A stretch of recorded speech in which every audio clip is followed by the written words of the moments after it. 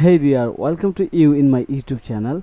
In this tutorials I am going to show you how to change add to cart text to shop now in the button. So if you are looking easy and fast tutorials without hiring any developer or to do this without using any plugins, then you can continue this video. So let's get started.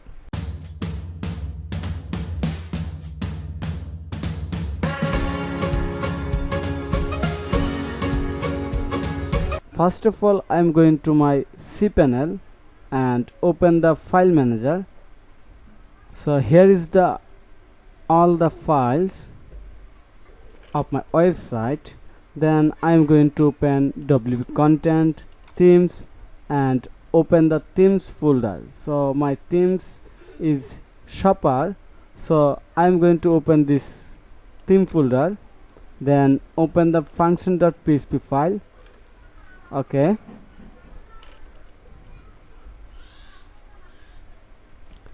now I have to add some code right here, so I'm going to copy this code, copy this one and paste this code right here, and you can change the text from here if you like to change anything instead of buy now or shop now. Okay, now going to save this file and finally reload this page to check the update.